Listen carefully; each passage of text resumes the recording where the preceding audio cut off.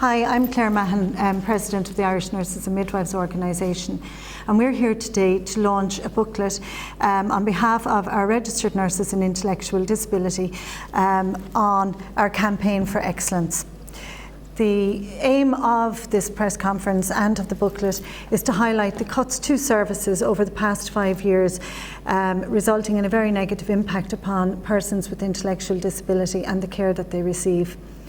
We also want to reaffirm the position of the registered nurse in intellectual disability in the provision of all services to persons with intellectual disability throughout their lives, from childhood right up to adulthood and old age. For those of you that may not be familiar with it, the registered nurse in intellectual disability holds a specialist honours degree in intellectual disability nursing. And research has proven that diluting the number of registered nurses caring for those with intellectual disability results in detrimental impact on the quality of care that is provided. Here with me today I have members of the Registered Nurse and Intellectual Disability section. On my right is their chairperson, Ailish Byrne. Next to Ailish we have Rachel Reynolds, and I have on my left Patricia McCartney and Anne-Marie O'Reilly, who will all speak to you today about issues that arise in their workplaces because of cuts to services. We also hope after today, on the 22nd of September at 1 p.m, to hold a protest outside Dáil on behalf of persons with intellectual disability who don't have a voice for themselves, and we would like you to join us there. Thank you. Ailish. Good morning.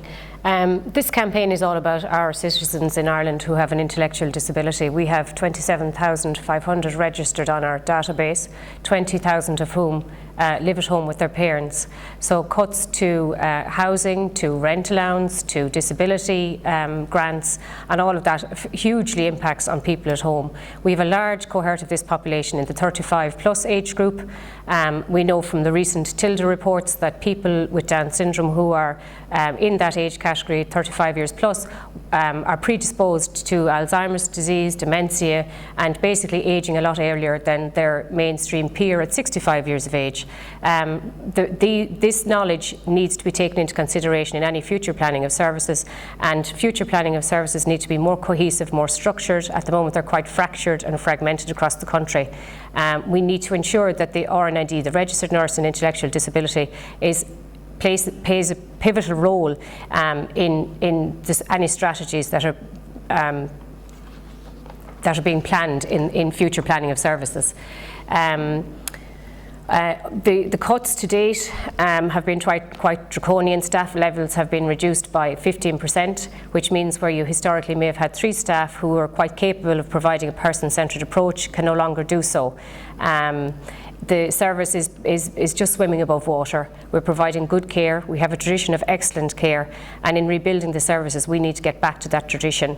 HICWA in many of their recent reports have highlighted the need for a better skill mix, more staff, and better services for our clients, and we need to work towards that with the RNID as the central